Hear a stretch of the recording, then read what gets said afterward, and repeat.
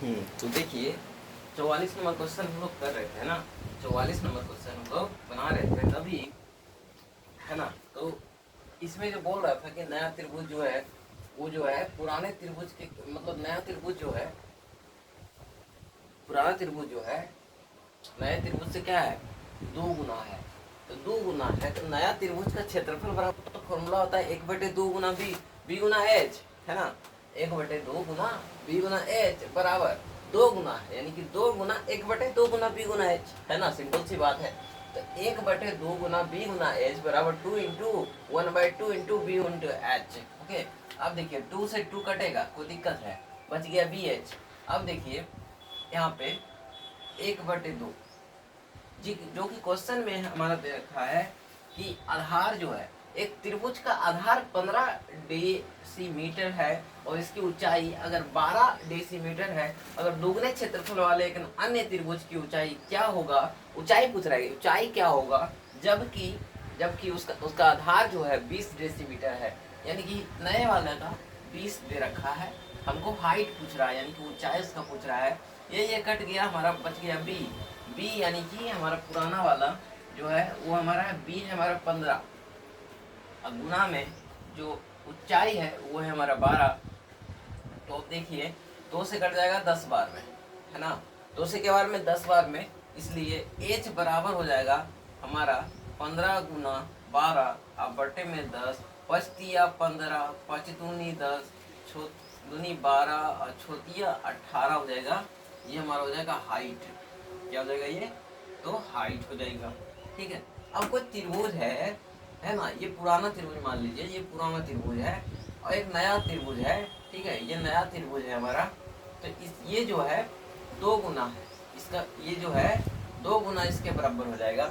जब इसके 2 गुना बराबर होगा, इसका जो नया वाला जो है, इसका आधार दे रखा है 20। ठीक है, आधार दे रखा है 20, जिस कारण से हमारा जो हाइट निकलेगा, है ना, हाइट निकलेगा वो हमारा हो जाएगा कितना, 18 हो जाएगा। क्या हो जाएगा, 18 हो जाएगा। चलते हैं नेक्स्ट क्वेश्चन। नेक्स्ट क्वेश्चन में कहता है हमारा, नेक्स्ट क्वेश्चन हमारा है के नंबर 45 नंबर। 45 नंबर में कह रहा है, इजी क्वेश्चन है बहुलक बारे में। देखिए बहुलक का मतलब होता है जो संख्या सबसे ज्यादा रिपीट हो वही हमारा क्या कहलाता है, बहुलक कहलाता है ना। ये तो सिंपल सी बात है ना, ये तो सिंपल सी बात है कि जो संख्या बार बार रिपीट हो रही है उसे ही हम बहुलक कहते हैं। तो उसे ही हम क्या कहते हैं, बहुलक कहते हैं। अब देखिए क्वेश्चन में दे रखा है 45 में कह रहा है कि 7 8 9 7, है ना, 7 8 9 9, है ना, 9 3 5 और 4 का बहुलक क्या होगा, है ना, बहुलक। बहुलक सिंपल सी बात है, यहाँ पे ध्यान दीजिए गौर से। 7 जो है 2 बार है, 8 भी 2 बार है, लेकिन 9 1 2 3 बार है, बाकी और कोई संख्या रिपीट नहीं कर रहा। तो यहाँ पे 9 हो जाएगा राइट आंसर। क्या हो जाएगा, 9 इसका राइट आंसर।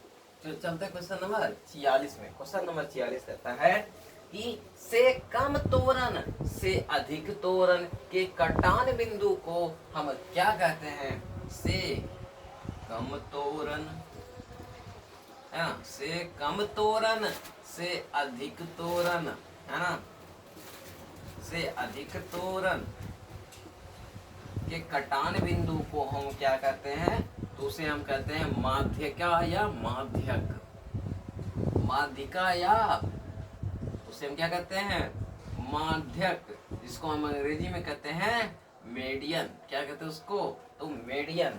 ठीक है, से कम तोरण और से अधिक तोरण के कटान बिंदु को हम माध्यिका या माध्यक यानी कि मीडियन उसको कहते हैं। क्वेश्चन नंबर 47 में चलते हैं। क्वेश्चन नंबर 47 कहता है कि यदि प्रथम n विषम प्राकृतिक संख्याओं का माध्य हमें n स्क्वायर बटे 81 है तो n बराबर क्या होगा। देखिए याद रखिएगा कि यदि पूछ दे प्रथम n विषम प्राकृतिक संख्या तो याद रखिएगा कि वो n ही होता है, जिसके कारण से हमें एक दे रखा है, क्या चीज, n स्क्वायर बटे 81, इसलिए दोनों को बराबर कर देंगे। कर देंगे, बराबर कर देंगे, तो n से स्क्वायर खत्म, बच गया n बराबर 81, n बराबर 81, यही हो जाएगा हमारा राइट आंसर। 48 में चलते हैं। 48 में कहता है कि 5 कोस है ना, 5 कोस थीटा प्लस में 12 का न्यूनतम मान क्या होगा, है ना। कह रहा है कि न्यूनतम मान क्या होगा, है ना, न्यूनतम मान क्या होगा। देखिए अगर ध्यान दीजिए कि कोस थीटा, कोस 0 डिग्री लेंगे, 0 डिग्री लेंगे तो इसका मान जो होता है 1 होता है। अगर हम कोस 90 डिग्री लेते हैं तो हमारा 0 होता है। इसलिए कोस 90 यानी कि ये वाला मान पे हमारा मान बैठेगा, क्या हो जाएगा, मान बैठेगा, यानी कि 5 गुना 0 प्लस 12, ये वाला तो कट के 0 हो गया, बच गया 12, यही हो जाएगा हमारा राइट आंसर। ठीक है, 12 क्या हो जाएगा, राइट आंसर हो जाएगा। कोई दिक्कत है, कोई दिक्कत नहीं। चलते हैं 49 नंबर में। किस नंबर में, तो 49 नंबर में, 49 नंबर में कहता है कि cosec square 90 degree minus theta minus 10 square theta. ये भी देखिए आसान है, सिर्फ उलझा देता है, बस खेला खत्म, है ना। देखिए हमारा है 49 में कह रहा है, 49 में कह रहा है कि cosec square, cosec square theta, है ना, कोसेक स्क्वायर थीटा, ध्यान दीजिए 90 डिग्री माइनस थीटा, है ना, माइनस थीटा, माइनस में 10 स्क्वायर थीटा बराबर क्या होगा। देखिए कैसे होगा, देखिए देखिए कह रहा है कि कोसेक स्क्वायर थीटा इनटू में 90 degree minus theta minus 10 square theta. देखिए कोस स्क्वायर, देखिए कोसेक थीटा, कोसेक नहीं, थीटा नहीं हो रही है ना, कोसेक 90 डिग्री माइनस थीटा बराबर होता है सेक थीटा। इसलिए cosec 90 degree minus 10 square theta बराबर क्या हो जाएगा, तो कोसेक हो जाएगा, क्या हो जाएगा, cosec square 90 degree minus sec square theta हो जाएगा, यानी कि सेक स्क्वायर थीटा माइनस में क्या बचा हुआ है, 10 स्क्वायर थीटा। देखिए यहाँ पे 10 स्क्वायर थीटा तो है ही। अब देखिए sec square theta minus 10 square theta, ये तो हमारा क्या है, फॉर्मूला है, क्या है, तो ये तो हमारा फॉर्मूला है। फॉर्मूला रहने के कारण ये हमारा 1 हो जाएगा, क्योंकि sec square theta minus 10 square theta बराबर 1। चलते हैं 50 नंबर में। 50 नंबर में कहता है कि यदि, है ना, कह रहा है कि यदि टेन थीटा बराबर में 3/4, तो बताइए हमें, तो बताइए हमें कि 4 sine theta, 4 sine theta minus cos theta बटे में हमारा दे रखा है 4 साइन थीटा और प्लस में कोस थीटा, तो बराबर में क्या होगा, यही तो पूछ दिया। देखिए इस तरह का क्वेश्चन पूछेगा तो कोई दिक्कत नहीं, शॉर्ट पे अगर बनाना है ना, देखिए टेन थीटा को हम साइन थीटा बटे में कोस थीटा लिख सकते हैं ना। बताइए साइन थीटा का मान कितना, 3, कोस थीटा का मान 4, पता चल गया। अब देखिए 4 इंटू साइन थीटा का मान 3 माइनस कोस थीटा का मान 4 बटे में 4 गुना 3 प्लस 4 बराबर 4 तिया 12, 12 में से 4 जाएगा तो 8, 4 तिया 12, 12 और 4 18, 4 तिया 12, 12 4 16, बच गया 1/2, क्या बच गया 1/2, क्या हो जाएगा आंसर 1/2। ठीक है, 1/2 क्या हो जाएगा राइट आंसर। अब चलते हैं किसमें, विज्ञान की ओर। अब विज्ञान की ओर चलते हैं। विज्ञान में हम चलते हैं अब 51 नंबर, है ना।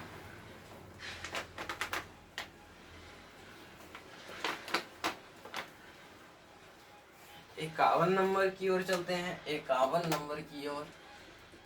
देखिए 51 में क्या कर रहा है कि नीम का उपयोग हम एक प्राकृतिक कृमिनाशक के रूप में करते हैं, क्योंकि नीम के सत यानी कि रस में अजराइडिकेटिंग नामक का होता है तत्व पाया जाता है, जो कि एंटीफिडेंट कंपाउंड की भांति कार्य करता है। ठीक है, चलते हैं 52 में कहता है कि समान अम्ल की उपस्थिति में, है ना, 52 में चलते हैं, कह रहा है कि समान अम्ल की उपस्थिति में, है ना, एसिड जब रहेगा और फिनेप्थिलीन, है ना, फेनोफ्थिलीन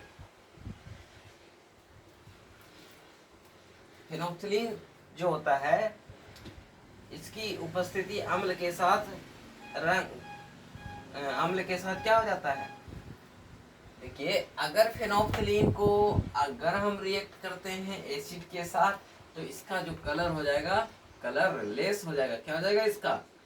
कलर लेस, यानी कि रंगहीन हो जाएगा, रंगहीन हो जाएगा। चलते हैं 53 नंबर में। 53 नंबर में क्या कहता है? 53 नंबर में कहता है कि निम्नलिखित में से तत्वों के वर्गीकरण का वर्तमान में क्या आधार है। देखिए, तत्वों का वर्गीकरण का वर्तमान में तत्वों की परमाणु संख्या पे आधार है। तो तत्वों के वर्गीकरण वर्तमान में तत्वों का क्या, तत्वों का वर्गीकरण जो है किसके आधार पर किया जा रहा है? तो तत्वों के परमाणु संख्या पर, तत्वों के परमाणु संख्या पर, है ना, परमाणु संख्या पर। तो दिक्कत। चलते हैं 54 नंबर में। 54 नंबर में क्या कहता है? 54 नंबर में कहता है कि निम्नलिखित में से एक से अधिक संयोजकता वाले तत्व हैं। देखिए, कॉपर के पास भी एक से अधिक संयोजकता है, आयरन के पास भी है। 52 नंबर में 55 नंबर में चलते हैं, है ना। इसमें कॉपर भी हो जाएगा, इसमें कॉपर भी हो जाएगा और आयरन भी हो जाएगा। चलते हैं 55 नंबर में। 55 नंबर में कहता है कि निम्नलिखित में से कौन जो है एकल झिल्ली से घिरी होती है। देखिए, एकल झिल्ली की बात आवे, है ना, एकल झिल्ली, है ना, एकल झिल्ली की बात आवे, इसका मतलब हो जाएगा कि लाइसोसोम, है ना, लाइसोसोम क्या, तो लाइसोसोम हो जाएगा। एकल झिल्ली से घिरी होती है हमारा लाइसोसोम। चलते हैं 56 नंबर में। 56 नंबर कहता है कि पत्ती के किनारे के साथ, है ना, पत्ती के किनारों के साथ पानी का बूंदों के रूप में निकलना क्या कहलाता है? तो वो कहलाता है बिंदु स्रावन, है ना। बिंदु क्या कहलाता है? स्रावन, बिंदु श्रावण, है ना, बिंदु श्रावण। 57 में चलते हैं। कीटनाशक जो होते हैं आमतौर पर किस पर कार्य करते हैं? जो कीटनाशक होते हैं ना, कीटनाशक जो होते हैं वो किस पे कार्य करते हैं? तो वो तंत्रिका तंत्र पर। किस पे? तो तंत्रिका तंत्र पर, जिसे हम बोलते हैं नर्वस सिस्टम। किस पे? तो नर्वस सिस्टम, है ना, नर्वस सिस्टम। तंत्रिका तंत्र जो है, तंत्रिका तंत्र पर आमतौर पर किस पे कार्य करते? कीटनाशक जो होता है ना, वो तंत्रिका तंत्र पर कार्य करते हैं, क्योंकि कीटनाशक यानी इंसेक्ट्स वगैरह जो होते हैं उसमें बोन्स नहीं होते, वो नर्वस सिस्टम पे ही काम करते हैं, यानी कि कीटनाशक के ऊपर ही काम करते हैं ना। चलते हैं 58 नंबर। 58 नंबर में क्या कहता है? 58 नंबर में कहता है कि फलों के पकने के लिए, है ना, फलों के पकने के लिए निम्नलिखित में से कौन सा पादप हार्मोन उत्तरदायी है? देखिए, फलों को पकने के लिए, फलों को पकाने का कार्य एथिलीन करता है। कौन करता है? एथिलीन, है ना, एथिलीन करता है। 59 नंबर में लिखता है। 59 में कहता है कि on the origin of species, है ना, on the origin of species, यानी कि जीवों की उत्पत्ति के नामक पुस्तक को किसने लिखा? तो डार्विन ने लिखा था। किसने लिखा था? तो डार्विन ने लिखा था, बिल्कुल डार्विन ने लिखा था। 60 नंबर में चलते हैं। देखिए 60 नंबर में कहता है कि निम्नलिखित में से कौन जो है चालक का मात्रक नहीं है? निम्नलिखित में से कौन जो है चालक मात्रक नहीं है? देखिए चालक का मात्रक जो होता है वो किलोमीटर प्रति घंटा संभव है, मीटर प्रति सेकेंड भी संभव है, सेकेंड प्रति सेकेंड भी संभव है। लेकिन आप कहिएगा कि सेकेंड प्रति मीटर संभव है क्या? 1 सेकेंड में 1 मीटर पार होगा भैया? नहीं होगा। ये वाला जो है संभव नहीं है। ये वाला तो संभव है, ये वाला भी संभव है, ये वाला भी संभव है, ये वाला संभव नहीं है। चलते हैं 61 नंबर। 61 नंबर में कहता है कि चंद्रमा के सतह के नजदीक दो अलग अलग द्रव्यमान की वस्तुएं मुक्त रूप से गिर रही हो तो उसके क्या परिवर्तन होंगे? तो उन्हें समान परिमाण के बल की अनुभूति होगी। समान परिमाण की क्या होगी? अनुभूति हो जाएगी। समान परिमाण, है ना, समान परिमाण की इंडिकेशन होगा, है ना, इंडिकेशन होगा, अनुभूति होगा। पूर्वकालीन नहीं भैया, है ना, इस तरह से होता है। चलते हैं 61 नहीं हो गया ना, 62 में चलते हैं। 62 में चलते हैं।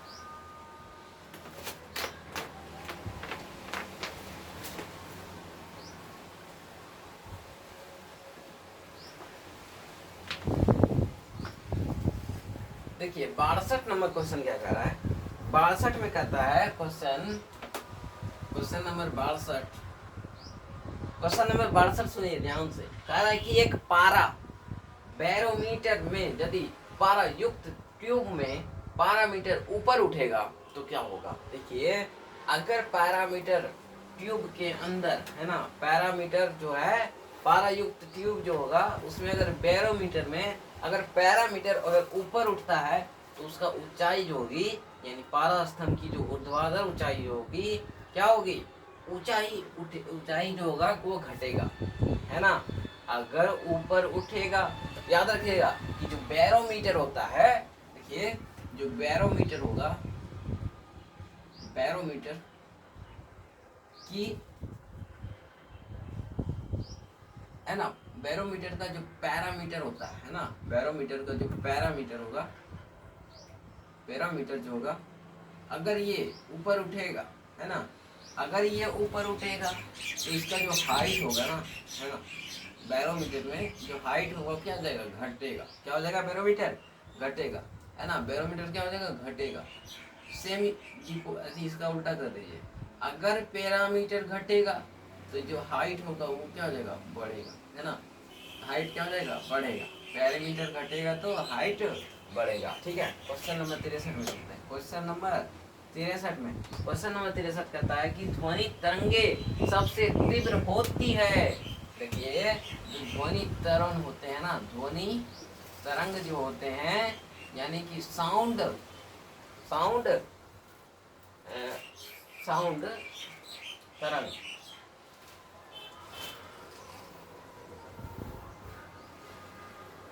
साउंड वेव्स जिसको बोलते हैं ना, साउंड वेव्स। देखिए साउंड वेव्स जो होता है सबसे ज्यादा अगर करेगा तो करेगा वो ठोस में ही करेगा, यानी कि सॉलिड में करेगा, सॉलिड में करेगा, है ना, सॉलिड में करेगा। जैसे मान लीजिए ये सॉलिड है ना, ये सॉलिड है, इसमें मारिए आवाज तो आ रहा है ना, इसमें आवाज आ रहा है, इसमें क्या आ रहा है? आवाज आ रहा है, इसमें आवाज आ रहा है, बहुत ही तीव्र से आ रहा है ना। अगर घंटी होता तो और भी तीव्र करता आवाज, है ना, आवाज कर रहा है ठोस के कारण। अगर ये हम इसको इस पे मारेंगे, इस पे करेंगे, इसमें क्या होता है? तीव्र नहीं होता, बहुत ही कम होता। ठोस में क्या होता है? सबसे ज्यादा क्या होती है? साउंड वेव्स होते हैं। सबसे ज्यादा साउंड वेव्स किस में होते हैं? तो हमारे जो सॉलिड्स होते हैं उसमें ज़्यादा वेव्स होते हैं। साउंड में किस में होते हैं वेव्स ज़्यादा? तो सॉलिड स्टेट्स में होते हैं। क्वेश्चन नंबर 64 में चलते हैं। क्वेश्चन नंबर 64 कहता है कि पूर्वी तट पर डेल्टाई भागों में किस प्रकार की मिट्टी पाई जाती है? देखिए, पूर्वी क्षेत्र में जो डेल्टाई क्षेत्र होता है उसमें अधिकतर आपको जलोढ़ मिट्टी मिलने वाला है, जिसको लेटरल सॉइल कहते हैं ना, जलोढ़ मिट्टी है ना। पूर्वी डेल्टाई क्षेत्र, पूर्वी डेल्टीय क्षेत्र, पूर्वी डेल्टीय क्षेत्र। क्वेश्चन नंबर 65 कहता है कि ओजोन परत में छेद के लिए कौन सा गैस उत्तरदायी होगा?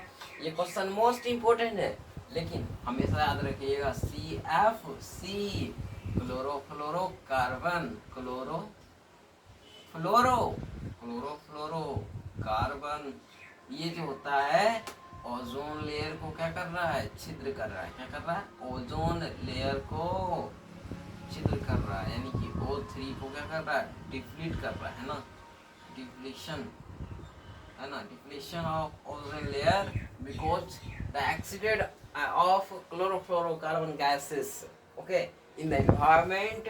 It can damage our skin, it causes skin cancer and many diseases. So we have to control, to deplete ozone layer, okay.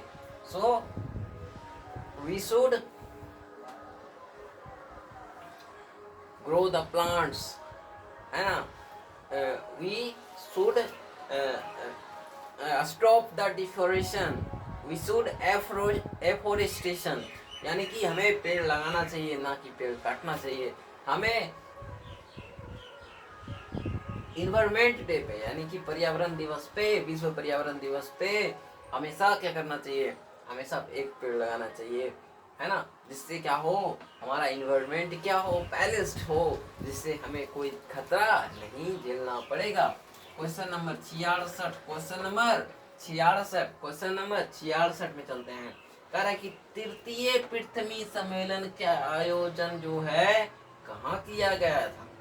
बिल्कुल, तृतीय पृथ्वी सम्मेलन जो हुआ था रियो डी जेनेरो के पास ही हुआ था ना, रियो डी जेनेरो के पास ही हुआ था। तो इसमें नन ऑफ दीज होगा, क्या हो जाएगा? None of these.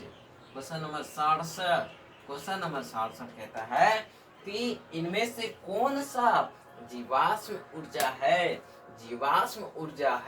तो जीवाश्म ऊर्जा वैसा ऊर्जा को कहा जाता है जिससे कि हमें एक बार यूज करने के बाद फिर उसे हम प्राप्त नहीं कर सकते, पुनः पूर्ति योग्य पदार्थ नहीं है। ये हमारे झारखंड में बहुत ही तेजी से इसकी खपत हो रही है। इसे बचाने के लिए हमें सौर ऊर्जा, ज्वारीय ऊर्जा, वायु ऊर्जा, जल ऊर्जा से हमें बिजली बनाना चाहिए। ठीक है, तो ये हो गया हमारा क्या चीज? तो जीवाश्म ऊर्जा में धुइयां बहुत होता। ठीक है, धुइयां बहुत होता भैया, यानी कि कोयला। क्वेश्चन नंबर 68 कहता है कि किसी भी चालक से होकर प्रति सेकंड गुजरने वाले इलेक्ट्रॉनों की संख्या जो होगी वो 10 गुना 10 के पावर -17 हो जाएगा। क्या हो जाएगा? 10 गुना 2 गुना 10 के पावर -17 आर, है ना, एम्पियर। 10.2 जो भी संख्या दिया हो उसका कर दीजिए 100 से गुना कर दीजिए। 100 से गुना करिएगा, 100 से जब गुना करिएगा तो दशमलव इधर आएगा।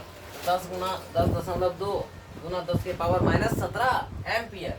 अब चलते हैं 69 में कहता है कि विभवांतर मापने के लिए क्या कौन सा यंत्र यूज करेंगे? देखिए, विभवांतर जो होता है, विभवांतर एक होता है, एक तो होता है विभवांतर, एक होता है आमीटर, है ना। तो आमीटर से हम इसकी क्या करते हैं? आमीटर को हम अलग चीज का यूज करते हैं। विभवांतर मापने के लिए हम वोल्ट मीटर का यूज करते हैं ना, वोल्ट मीटर का यूज करते हैं। तो बिजली मापने के लिए हम आमीटर का यूज करते हैं, और विभवांतर मापने के लिए वोल्ट मीटर का यूज करते हैं। 69 में क्या हो जाएगा, वोल्ट मीटर, वोल्ट मीटर। ठीक है, क्वेश्चन नंबर 70 में चलते, कह रहा है कि लेंस का सूत्र क्या होता है, यानी कि लेंस फॉर्मूला, लेंस फॉर्मूला का होता है, देखिए इसको अच्छा से लिख दीजिए, लेंस फॉर्मूला।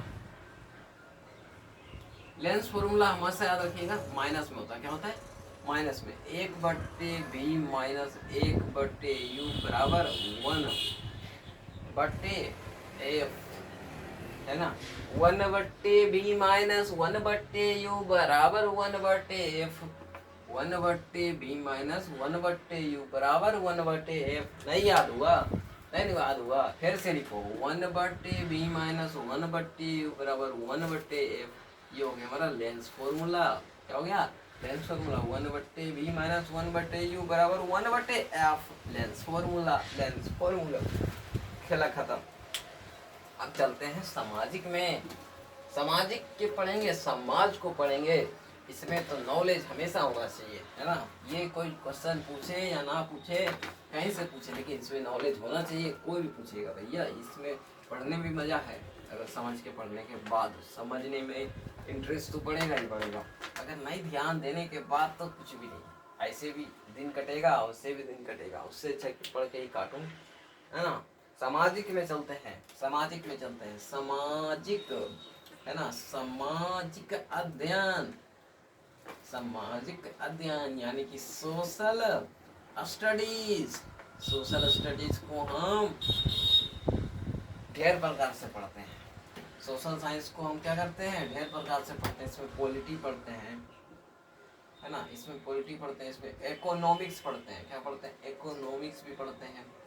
इसमें हिस्ट्री भी पढ़ते हैं ना, हिस्ट्री, इसमें हिस्ट्री पढ़ते हैं, इसमें सिविक्स पढ़ते हैं, है ना, इसमें ज्योग्राफी पढ़ते हैं, ज्योग्राफी पढ़ते हैं। सब जो है हमारा एसएसटी का भाग है। इसमें हम करंट अफेयर्स भी पढ़ते हैं, है ना, करंट अफेयर्स भी पढ़ते हैं, और भी एक्स्ट्रा पढ़ते हैं। तो बनता है हमें एक्स्ट्रा मेहनत करना पड़ता है, तब जाके ये सोशल स्टडीज कंप्लीट होता है। और साइंस के अंदर तो 3 ही है, लेकिन सोशल स्टडीज थोड़ा सा ज़्यादा है। देखिए, तो भी कोई दिक्कत नहीं है, तो भी कोई दिक्कत नहीं है, ठीक है। देखिए क्वेश्चन नंबर 71 में चलते हैं। 71 में कहता है, क्वेश्चन नंबर 71 कहता है, ठीक है, क्वेश्चन नंबर 71 कहता है कि उत्तम आशा अंतरिक्ष की खोज किसने किया। देखिए लिखते हैं, उत्तम, उत्तम आशा, है ना, आशा अंतरिक्ष, है ना, आशा उत्तम अंतरिक्ष का खोज किसने किया, तो बार्थोलोमिया डियाज ने किया। बार्थो, देखिए, उत्तम आशा अंतरिक्ष, उत्तम आशा अंतरिक्ष, अंतरिक्ष, अंतरिक्ष मतलब याद रखना कि अंत से जन्म, अंत से बर्थ, अंत से बर्थ। उत्तम आशा अंतरिक्ष यानी कि अंत से बर्थ, यानी कि बर्थ, यानी बार्थो लियाज, है ना, बार्थो लोमिया, लोमिया डियाज, बार्थो, बार्थो लोमिया, लोमियो डियाज, है ना, बार्थोलोमिया डियाज। चलते हैं 72 में। 72 में क्या कहता है, कहता है कि चूड़ामन राय जो है, ये चूड़ामन राय, चूड़ामन राय जो है किस विद्रोह से क्या है, संबंधित है। याद रखिएगा, चेरो विद्रोह से। किससे, तो चेरो विद्रोह से, चेरो विद्रोह से संबंधित है, चेरो विद्रोह से संबंधित है हमारा चूड़ामन राय। चूड़ामन राय जो है वो चेरो विद्रोह से क्या है, संबंधित है। चेड़ामन जो है वो चेड़ा, है ना, चेरो विद्रोह से संबंधित है। क्वेश्चन नंबर 73 में, क्वेश्चन नंबर 73 कहता है कि संयुक्त राष्ट्र महासभा के अध्यक्ष का कार्यकाल कितना होता है। संयुक्त राष्ट्र, यूनाइटेड यूनाइटेड नेशन महासभा, यूनाइटेड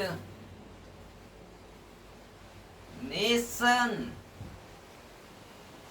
महासभा, है ना। इसका कार्यकाल कितना दिन का? इसका कार्यकाल मात्र एक इसका कार्यकाल कितना दिन का? तो 1 साल का। इसका कार्यकाल कितना दिन का? तो 1 साल का। मात्र कितना साल का? 1 साल का, है ना। यूनाइटेड नेशन महासभा का कार्यकाल का कितना दिन का? तो 1 साल का। चलते हैं 74 में कहता है कि रोलेक्ट कानून जो है किस वर्ष पारित हुआ था, है ना। रोलेक्ट एक्ट जिसको बोलते हैं, रोलेक्ट एक्ट 1919 में। रोलेक्ट एक्ट कब? तो 1919 में। चलते 75 में कहता है कि बाड़ा बंदी आंदोलन, है ना। बाड़ा बंदी आंदोलन, है ना। बाड़ा बंदी आंदोलन जो है, बाड़ा बंदी आंदोलन बाड़ा बंदी आंदोलन कहाँ हुआ था? तो बाड़ा बंदी आंदोलन कहाँ हुआ था? बाड़ा बंदी आंदोलन याद रखिएगा, इंग्लैंड में हुआ था। कहाँ हुआ था? इंग्लैंड में हुआ था। इंग्लैंड,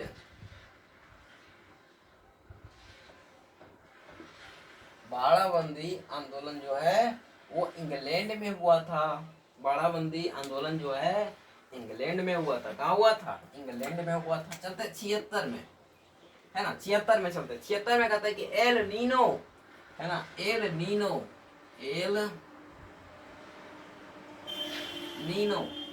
एल नीनो किस महासागर में उत्पन्न होती है ना। एल नीनो जो है किस महासागर में? तो प्रशांत महासागर याद रखिएगा। एल नीनो जो है वो हमेशा प्रशांत महासागर में क्या होता है? ओरिजिन होते हैं। प्रशांत महासागर एल नीनो जो है प्रशांत महासागर में ओरिजिन होती है। चलते हैं 77 में कहता है कि ग्लेशियरों के पिघलने और डेल्टा क्षेत्र में बाढ़ आने का मुख्य कारण क्या है? देखिए, जो भी ग्लेशियरों का, है ना, ग्लेशियर जिसको बोलते हैं, है ना, ग्लेशियर, है ना, ग्लेशियर को पिघलना यानी कि मेल्ट या फिर फ्लड जो है, इसका मेन कारण जो है हमारा क्या है? तो इन्वायरमेंट पॉल्यूशन जिसको बोलते हैं, एयर पॉल्यूशन। क्या बोलते हैं उसको? एयर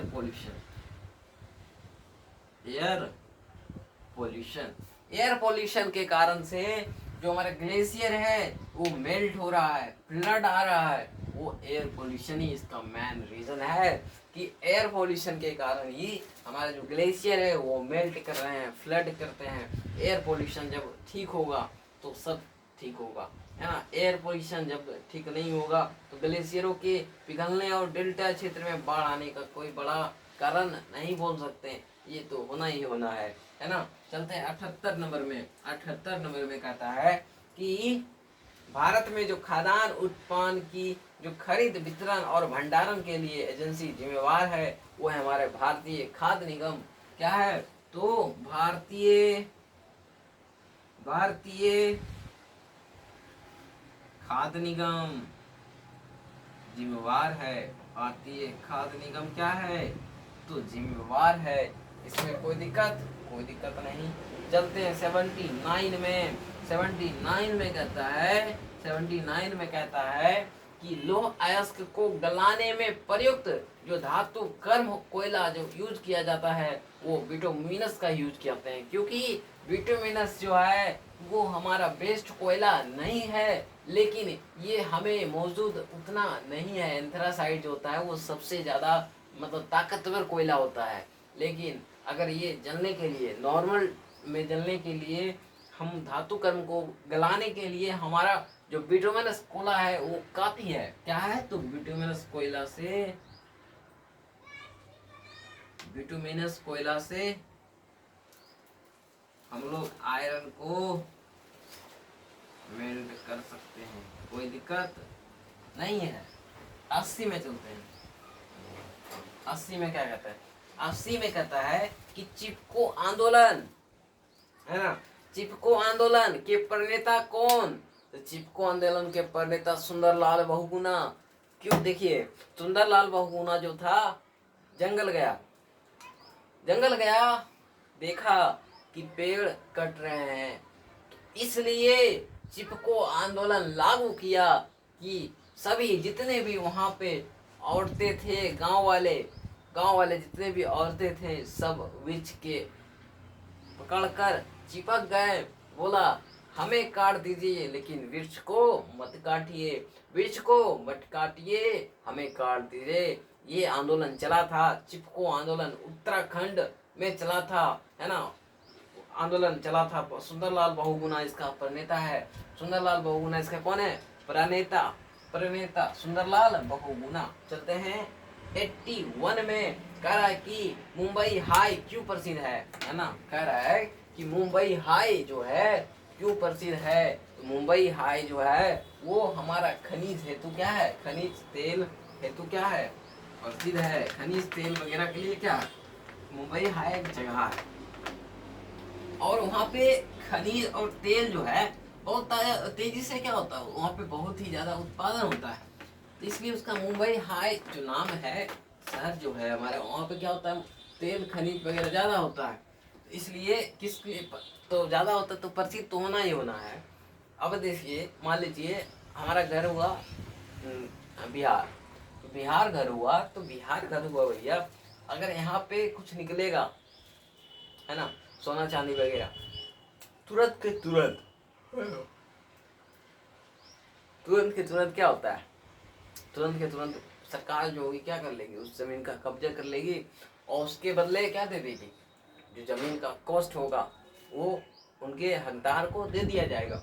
लेकिन जो वहाँ पे नेचुरल रिसोर्सेज जो भी निकलेंगे, जो भी होंगे, तो उसको क्या हो जाएगा, सरकार की अंदर घेरा कर लिया जाएगा, है ना, सरकार का हो जाएगा, चाहे कुछ भी हो, है ना, लेकिन वो सरकार ही रखेंगे, क्योंकि इससे हमारे देश को क्या सकता है, लाभ हो सकता है। हमारा देश क्या कर सकता है, हमारा बिहार जो हमारा जो स्टेट है, हमारा राज्य जो है, वो हमारा डेवलप कर सकता है, जिस कारण से सरकार हमें मजबूर करते हैं कि ये ज़मीन आप इसका कॉस्ट ले लीजिए, हमें ये दे दीजिए, क्योंकि इससे आपको खतरा हो सकता है ना, सही बात है, खतरा हो सकता है ना, इसको प्रोटेक्शन के लिए भी कह सकते हैं या कुछ भी बोल सकते हैं।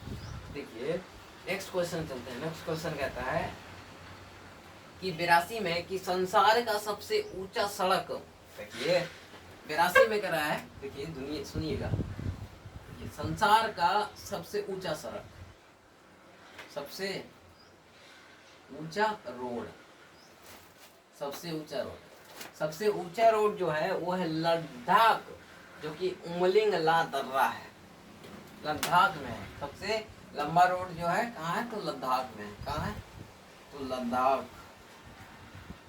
लद्दाख जिसका नाम है उमलिंग ला दर्रा, है ना, उमलिंग ला दर्रा, है ना, उमलिंग ला दर्रा ये जगह का नाम है, जो कि लद्दाख में पड़ता है, जो कि सबसे ज्यादा लंबा रोड में आता है। चलते हैं 83 में। 83 के अंदर कह रहा है कि कोयला जो है किस प्रकार का संसाधन है। देखिए कोयला को हम एक बार यूज करने के बाद उसे फिर यूज नहीं कर सकते, इसलिए ये हो जाएगा अनवीकरणीय। क्या हो जाएगा, अनवीकरणीय, है ना, अनवीकरणीय। चलते हैं 84 में। 84 में कहता है कि समवर्ती सूची का प्रावधान जो है किस देश से लाया गया था।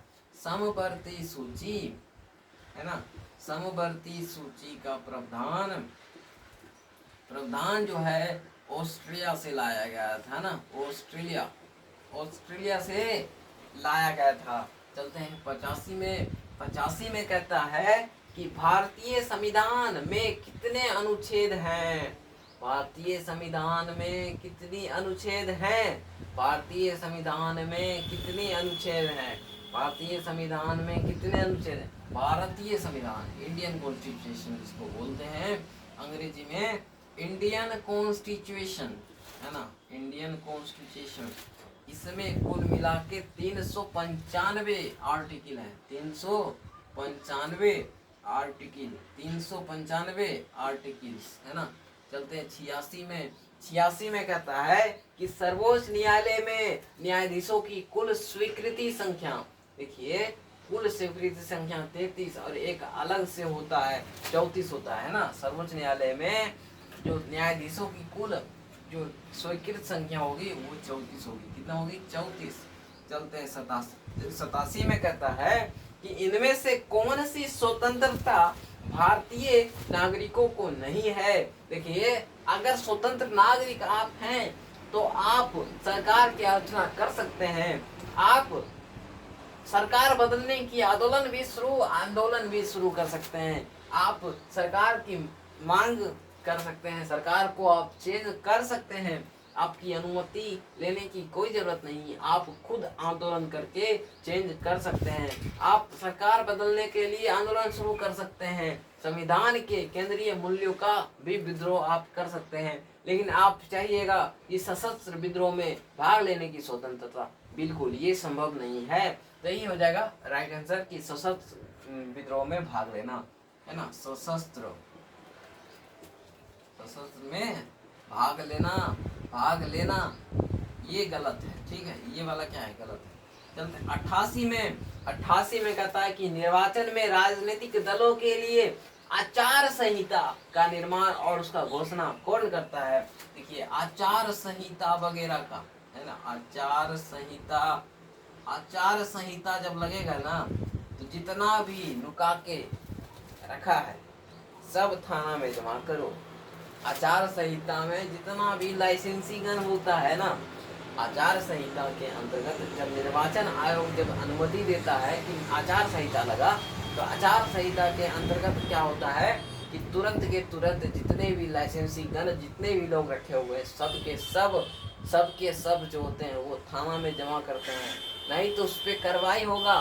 अगर आप, है ना, 50,000 से आप अगर रास्ता में लेके चले आचार संहिता लगने के बाद, तो आपकी जो पैसे होगी वो सरकार रख लेगी, है ना, सरकार रख लेगी। तो याद रखिएगा कि आचार संहिता का जो लागू कौन करता है? तो निर्वाचन आयोग, जो कि चुनाव का भी यही करते हैं, चुनाव प्रचार ये सब होता है निर्वाचन आयोग,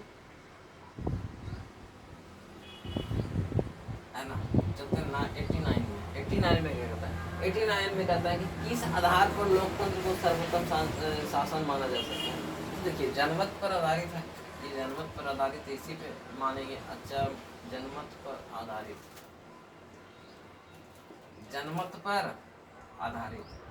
90 में चलते हैं ना, 90 नंबर में कहता है कि लोकतंत्र के विकास के तीसरे चरण में किस विचार को मान्यता मिली है? तो तीसरे चरण में राजनीतिक समानता के साथ साथ आर्थिक समानता, है ना, राजनीतिक समानता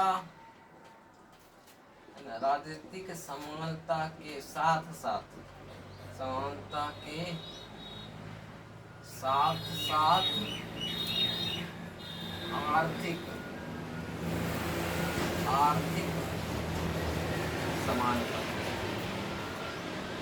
आर्थिक समानता दोनों जरूरत है, ठीक है। अब चलते हैं 91 में कहता है कि बाय द नेक्स्ट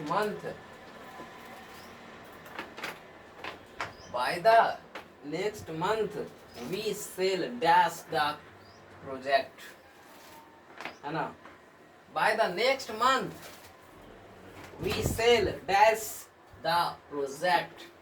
इसमें कौन सी लगेगा? तो सेल के बाद ना हेज लगेगा, ना कंप्लीटिंग लगेगा, ना कंप्लीटेड लगेगा।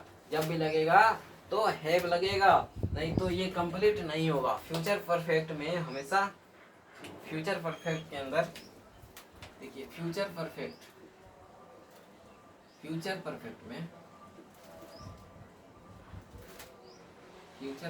के अंदर क्या होता है कि सेल के बाद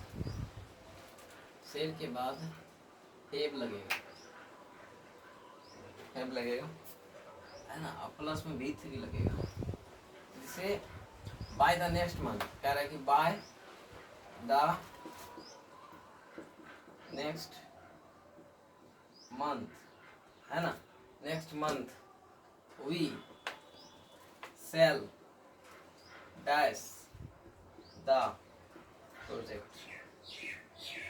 यहाँ पे ध्यान दीजिए, बाय द नेक्स्ट मंथ इसके हिसाब से फ्यूचर हो जाएगा। क्या हो जाएगा? फ्यूचर, फ्यूचर परफेक्ट, है ना, फ्यूचर परफेक्ट यूज होगा। और वी सेल के बाद, है ना, वी सेल के बाद यहाँ पे हैव कंप्लीटेड हो जाएगा। क्या हो जाएगा? हैव कंप्लीटेड, कंप्लीटेड लिख लीजिएगा इसको राइट से, ठीक है, सही से लिख लीजिएगा। कंप्लीट ऐसे होता है, COMPLETED इस तरह से, ठीक है। कोई दिक्कत नहीं। चलते हैं 92 में। 92 में क्या कह रहा है, देखिए ध्यान दीजिए। 92 क्या कह रहा है? 92 में कह रहा है कि identify the tense use in the given sentence.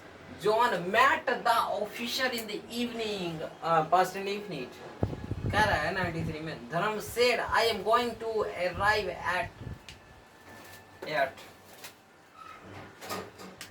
कह रहा है कि धर्म, है ना, धर्म सेड, है ना, धर्म said I am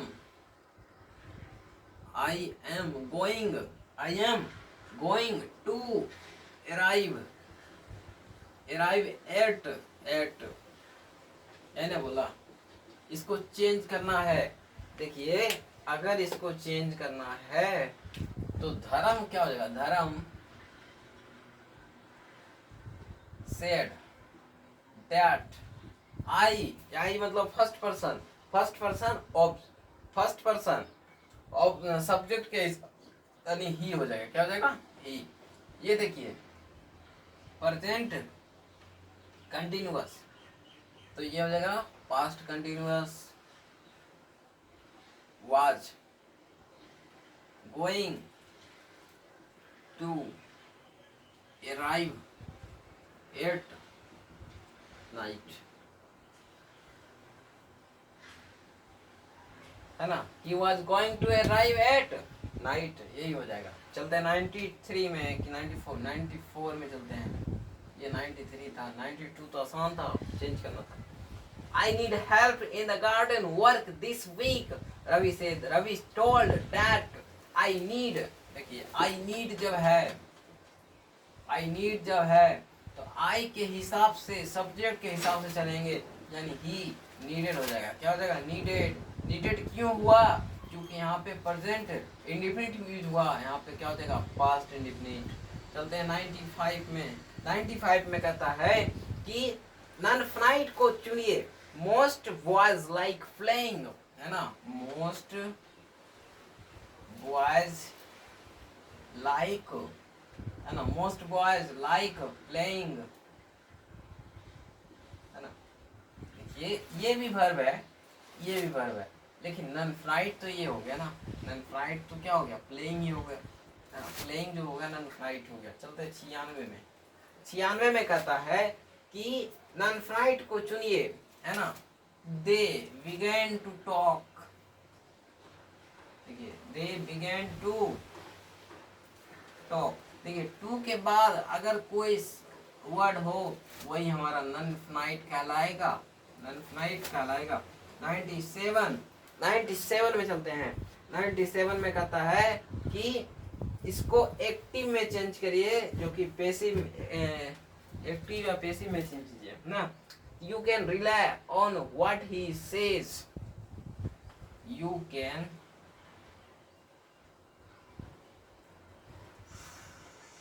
rely on what he says. इस सिचुएशन में आपको क्या करना है कि व्हाट ही सेज लिखना है। व्हाट ही सेज कैन हो जाएगा, बी लग जाएगा, है ना। कैन के बाद बी लगेगा, कैन के बाद क्या लगा? बी। रिलाई क्या लगेगा? रिलाइड, है ना, रिलाइड बाय यू, है ना, बाय यू। कोई दिक्कत है? कोई दिक्कत नहीं, है ना, बहुत ही आसान है। नेक्स्ट क्वेश्चन चलते हैं। नेक्स्ट क्वेश्चन कहता है कि दीज आर, जितना भी ये मार्क्स है, exclamation, bracket, comma, full stop, ये सब जो है, एपोस्ट्रोफी, ये सब जो है सब क्या है, तो पंचुएशन मार्क्स ही है ना। सब के सब क्या है, पंचुएशन मार्क्स है। सब के सब क्या है, पंचुएशन मार्क्स है। ओके, सब के सब क्या है, पंचुएशन मार्क्स। सब के सब क्या है, पंचुएशन मार्क्स है। ठीक है, पंचुएशन मार्क्स, पंचुएशन मार्क्स। चलते 99 में कह रहा है कि Shakespeare's fourth great tragedies are dash King Lear, Hamlet, Othello and Macbeth. Then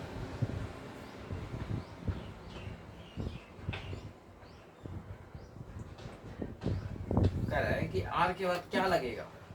देखिए, कोई चीज को अगर अलग अलग दिखाया जाता है ना, तो इस तरह से यूज करते हैं ना, इस तरह से यूज करते हैं, कोई दिक्कत। चलते हैं 100 में। ठीक है, 100 नंबर में चलते हैं। 100 नंबर में कह रहा है कि ही वॉज शॉक्ड। देखिए, शॉक्ड के बाद, शॉक्ड के बाद प्रयास कीजिए कि 8 लगाइए। क्या लगाइए, 8 लगाइए। 100 नंबर खत्म। 101 में चलता है। 101 में कह रहा है कि मैरिड। देखिए, मैरिड के बाद हमेशा 2 लगाइए। क्या लगाइए, तो 2 लगाइए। चलते 102 में। 102 में कह रहा है कि robin is my friend, he is a journalist. कैसे यूज करेंगे, robin my friend is a journalist, है ना। पहचान देंगे रोबिन, है ना, robin my friend is a journalist, है ना। इस प्रकार से यूज करते हैं। चलते हैं 103 में। 103 में कहता है कि choose the correct option as your answer. अपने उत्तर के हिसाब से सही ऑप्शन मारिएगा। He made a surprise, he made a promise, उसने promise किया, वादा किया। He kept it too. Then how can these sentence joined together? So we can join together this sentence by like this: he made a promise and kept it too. and का use कीजिए इसमें, है ना, and का use कर लीजिए, खेला खत्म। 104 में चलते हैं। 104 में कहता है कि प्रोस एंड कॉन्स, है ना, प्रोस एंड कॉन्स, है ना। प्रोस एंड कॉन्स का मतलब होता है एडवांटेज एंड डिसएडवांटेज, है ना, एडवांटेज एंड डिसएडवांटेज, है ना, advantage and disadvantage, advantage and disadvantage, लाभ हानि, प्रोस एंड कॉन्स, लाभ और हानि, लाभ और हानि, है ना, लाभ और हानि। 105 में चलते हैं। 105 में कहता है कि within a stone's throw, है ना, within a stone throw, within a stone throw, यानी कि वेरी नियर,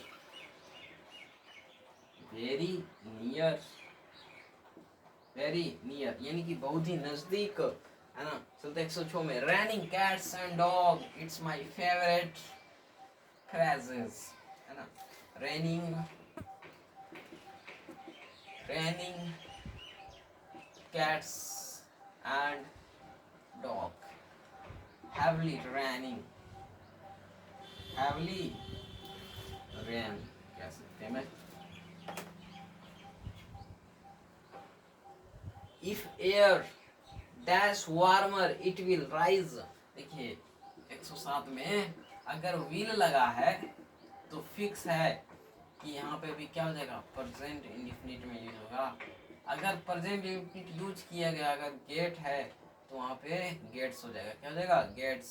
ओके, 108 में चलते हैं। 108 में कहता है कि कंडीशनल क्या रहा है, कंडीशनल चूज करें। If my mobile dash internet I would have sent you an email, then we can use the had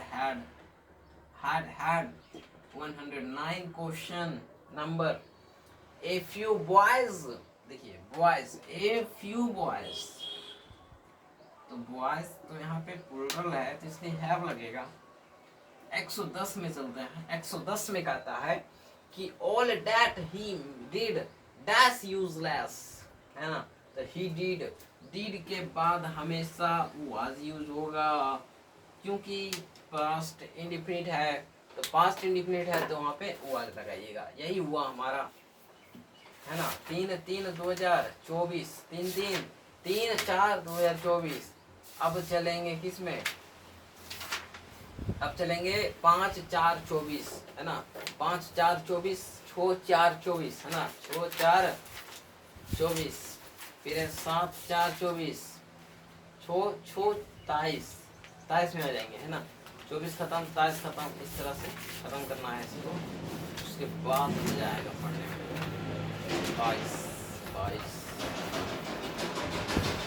इतना क्वेश्चन है ना कि इसको पढ़ लेने के बाद ही खेला खत्म।